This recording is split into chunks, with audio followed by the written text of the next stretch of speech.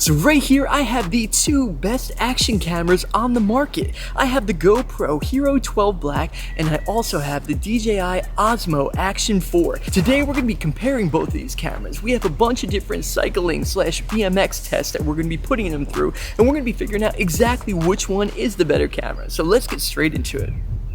So we're going to start the comparison at a local trail spot where my brother is going to have both cameras strapped to his chest at the same time, getting the exact same run in hopes of doing the best possible comparison as we can. My goal for this video is to make this less about the technical and more about the actual footage and user experience. And we're going to start off with the Action 4, and the first thing I want to point out is how smooth the footage looks. There's a lot of movement on the bike below, but just look at how smooth all the trees and bushes are passing by, and that's pretty impressive. And now we're switching over to the Hero 12, and straight away I'm noticing that the colors are different between the two. So what we're going to do right now is put them directly next to each other, and I'm going to show you the differences that I'm seeing. So as you can see by the logos that I put down at the right side of the screens, I have the DJI on the left and I have the GoPro on the right. And now you can see that the colors are a little bit more vivid on the GoPro. Now I did not do any editing to this footage at all. You are able to do some editing to bring the colors to life, but I ended up just pulling it right off of my card and putting it right onto my computer to try to make this as realistic as possible. And now I'm going to do a stop right here because this is one thing I noticed straight away. When you go from light to dark, you can clearly see that the DJI is a little bit darker in the shaded areas, and you can see that the GoPro is a little bit brighter. Now, one thing I want to point out as we move on to the next one I want to show you is where it gets to the lighter part. The DJI seems to be brighter. It's almost like it's oversaturated. And with the GoPro, you can clearly see that the pine needles down below are different than the color of the sand, and you're having a hard time seeing the difference on the DJI. But the one thing I noticed straight away when I saw both the footage is this lens glare. Now look at the right screen. You can see that little bit of lens glare that's coming through. This is a brand new camera. Like, this thing is perfectly clear. I'm going to show you the difference. Like, look at this is the exact opening run that we did in the beginning. And look how much lens glare there is on the GoPro. Now if we play back the DJI, there is no lens glare at all. I can't find any. There's like a little bit of a fade, but nothing that I would consider a lens glare. So that's a pretty big difference. So now that I have them next to each other, I figure I would tell you I am recording these both at 4K 60, and I have Rocksteady Ultra Wide on the DJI, and I have Hyper Smooth Hyper View on the GoPro. So these are as wide and as smooth as they can be. And now one thing I'm noticing straight away is that the DJI seems to have a smoother kind of feel to it. There is something that's a little bit more choppy about the GoPro, and we're going to get into that further on when I show you some more footage. But I also want to talk to you about the wind noise of the footage. So you can see the GoPro has a lot of wind noise right here, and there's not a lot of component noise that's being heard throughout the wind noise. So this is with no cover on. This is exactly how the camera comes from the factory. So I wanted to point this one out because it's really interesting how the DJI works with this situation. So now moving on to the Action 4 footage. This is with no microphone on it at all. This is exactly how it comes. Now you can hear more component and background noise, but you can also still hear some wind noise as well. But we're going to get into a different option that the DJI offers that the GoPro doesn't in a second. But check this out. Here's a different angle using a handlebar mount, and this is the GoPro angle. And one thing I'm noticing from this mount, it seems like there's some distortion with the GoPro footage, especially having like tall trees in the shot. You can see that it's almost like the trees are like coming in on each other. But look at this distortion that we ended up getting when we were turning around in the trail. Like, it looks like you are almost in like a fishbowl.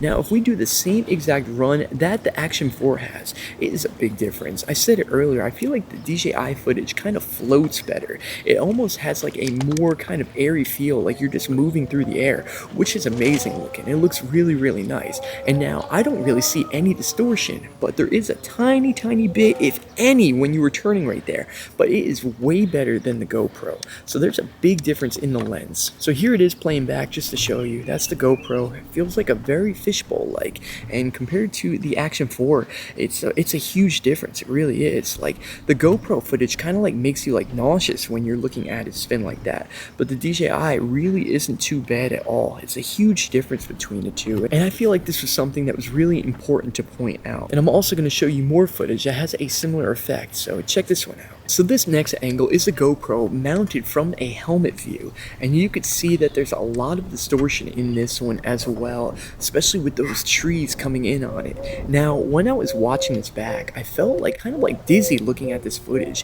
I was saying earlier that it's very crisp and all the colors are very vibrant, but there is something about this angle that just kind of distorts the image, and I'm really not feeling it too much. But if we switch over to the DJI, it's actually a huge difference. Now, the DJI, especially when we talk about the colors, like it looks really nice. There's no problem with the colors at all. They're just different, and it's not edited at all.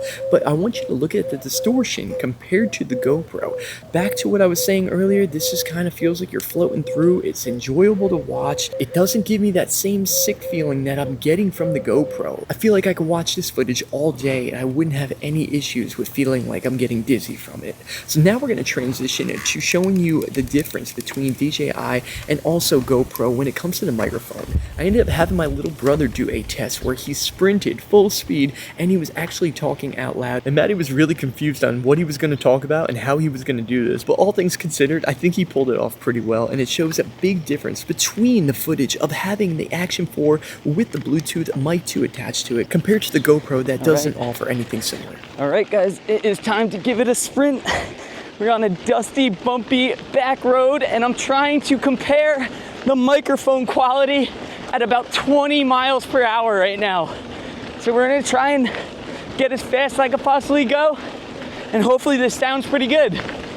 So that was pretty good. Now let's check out the GoPro. All right, guys, it is time to give it a sprint. We're on a dusty, bumpy back road, and I'm trying to compare the microphone quality at about 20 miles per hour right now. We're gonna try and get as fast as I can possibly go, and hopefully this sounds pretty good. So you can see the price of these two options listed right here. You can get the GoPro for $399, or you can get the Action 4 plus the mic 2 for pretty much the same exact price. So now we're going to talk about the mounting systems for the Action 4 and the GoPro. But before we do that, let's just talk about the size difference between the two. You can see that the Action 4 is definitely smaller than the GoPro, but both of these cameras have front and back screens on it. So let's go back to the mounting systems now. The Action 4 actually has an awesome magnetic quick release I've never seen before. They're the only company doing it, and yeah, that was quick. Easy as that. So if you took the GoPro straight out of the bag, just like the Action 4 would be, you have to pull these tabs out like so. Once you get these tabs out, then you need to screw it into place. So it's similar how the two mount, but if you were going to start out, like get your camera out of the bag, it's definitely going to take you a little bit longer to set up the GoPro. But once you do get the GoPro mounted, they do have a system where you can squeeze these two tabs and then it will slide into place, and that will get you into a different mount. So not bad once you already have it attached. Now the Action 4, all you have to do is squeeze these two tabs, magnetic quick release, and then boom, good to go. So you guys can be the judge of which one makes more sense in that one. I definitely think the magnetic quick release it's a game changer. It just seems very futuristic compared to, you know, kind of what GoPro's going. But both get the job done. So I know my little brother looks like he's just hanging out in the backyard, but we're actually testing out a feature that both of these cameras have. They have the instant start recording. So you can see the two record buttons that are on the top right there. We're going to test this out by having Maddie get up onto his bike and do a bar spin. And we're going to press these both at the same exact time. So let's get our fingers on the triggers. We'll get these ready to go. I'm going to have this playing in the background to show you the exact time. Ready, set, go. Both were pressed. Maddie is getting up on the bike. So we're going to see which one was fastest. You okay? No. Oh man. Oh, no! You opened up your scab. Maddie had a really rough crash recently. Oh, that's a real bummer. Back to the baseline. Oh my goodness. Both of those times were really impressive, but the Action 4 definitely started earlier. But something that's similar that I think both of you guys would be interested in is the fact that these both have pre-recording in them. GoPro has hindsight that you can do 15 or 30 seconds, but Action 4 has up to 60 seconds of pre-record. That means that if you are on a ride and something crazy happens and you press record, it gets 60 seconds before that already recorded, which is really, really convenient. But before we move on to the next test, I also want to tell you that both these cameras cameras can film vertical, so keep that in mind when you were purchasing something like this. But let's move on.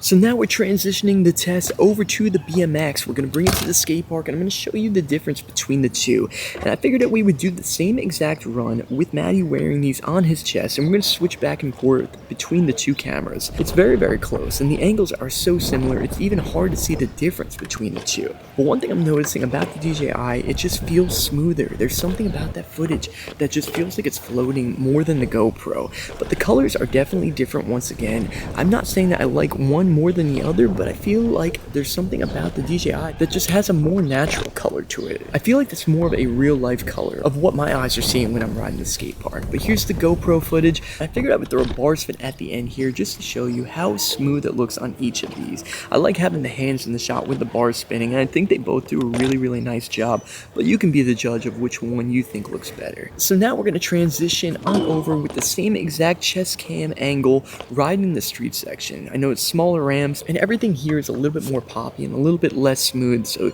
you can see for yourself of what these two angles look like, and I think the DJI did a great job. The GoPro, you can see it's just moving a little bit. Now I started to think in my head, what if the chest cam isn't mounted up perfectly for both of these? What if one is looser than the other? So I don't want to fully say that that's the reason why the GoPro looks the way it does. And we actually ended up switching it up for this reason, going to the handlebar. So I know that both of these cameras are going to be sturdy on the handlebar, and I figured we would do a nice pump through the bowl with no air. So it's going to be nice and smooth. So you can see we're starting off with the GoPro, and it looks really good. But when we transition over to the DJI, once again, it just feels smoother. It doesn't feel as glitchy as the GoPro does. So you can see back to the GoPro angle. See, it just feels like it's just more glitchy. It just doesn't feel as smooth to me when it transitions from the ramp transition back to the flat ground.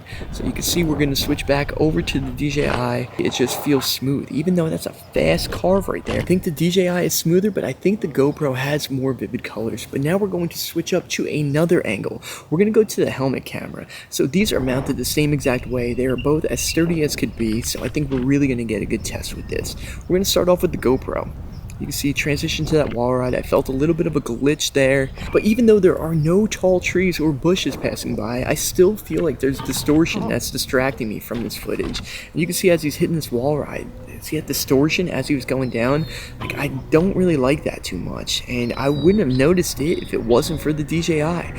So look at this, as he's going fakie, you can see that distortion. It literally feels like a bowl that's right there. But moving on over to the DJI Action 4 footage, straight off the bat, this wall ride looks smoother. There's no distortion. We have that nice floating effect. So I really think that the Rocksteady does a better job than the Hyper Smooth does. But look at this wall ride. You remember that distortion that we had in the GoPro? Yeah, it's way better for the DJI on this one. It just feels better as a nice POV camera. I don't know what they were able to do with this lens compared to the GoPro, but it's just a better feeling POV in my opinion. So we're actually going to move over to another test, a very aggressive test that has a lot of motion. Maddie is going to do a flare in the bowl, and we're going to switch between the two cameras to see the difference. First one in is the GoPro. There's some distortion in there. Here we go for the car. Pretty aggressive. As he came down, you could see that it was almost like a shock to it. Now the DJI, here's the flare spinning. Yeah, it definitely is smoother, especially that shock right there. You can see a big difference with the GoPro and the DJI as he's landing. So after that test, I think it's safe to say that the DJI is a smoother camera. So now I want to show you what these cameras look like with low light. I did a run through the neighborhood just showing what it was like with a low light sensor. I know DJI says that they have a really good low light camera, so I figured I would test it out and see what the difference is and see if you do notice it or if you would notice it with just regular filming at night, even though it's really not even a popular thing. But if we freeze the frame right here, you can see that that line that's on the ground, the DJI, you can clearly see that. You can actually see the rocks in the pavement, but if you look at the GoPro on the right, it is very, very blurry. You can even look at the lights in that car. The GoPro is definitely more blown out. They are brighter and they are more beat down. But I noticed something right here too. If we stop it on top of this sewer cap, You can clearly see it in the DJI, and the GoPro, it is just a blur. So DJI definitely has a better low light sensor that does a better job picking up on that kind of stuff. So if I drive a little bit further forward on this bike and I turn off the headlights, this is what it looks like, pitch black. And I even turned up the light on both of these posts as much as I could, and yeah, you're just looking at darkness no matter what. So that brings us to the end of this comparison video. Right here we have two awesome cameras. Now we need to talk about which is a better value. You know, you have the GoPro right here that's $399, or you have the Action 4 that's $299, and you can get this awesome Mic 2, which is only $99 as well. So you gotta factor that all in on what you expect out of your videos. Both of these cameras are even more capable than I showed you in this one, but for a regular cycling video or the average person, that's all you're gonna be needing it for. It's pretty much everything that I showed you today. And one thing I want to point out is Action 4 sent me this camera to review. This is a sponsored video, and it's amazing that that company let me talk about the GoPro and point out the things that the GoPro does really, really well, while obviously pointing out the amazing things that the Action 4 does. The truth is, they actually sent me one of these cameras. I actually bought a second one because I enjoyed using this one so much. DJI is an amazing company that makes really, really good products across the board, so it was no surprise to me that this thing was going to be as good as it is. But for the price, you honestly can't beat it. If any of you guys want to get one of these for yourself, I'm going to make it easy for you. I'm going to put a link in the description of this video, and you guys can actually go to DJI.com and get one for yourself. So I'm hoping that you all appreciate just how honest I was in showing you this footage today, and you guys can make your own decisions. So guys, that's it for this one. We'll see you in the next video. Peace.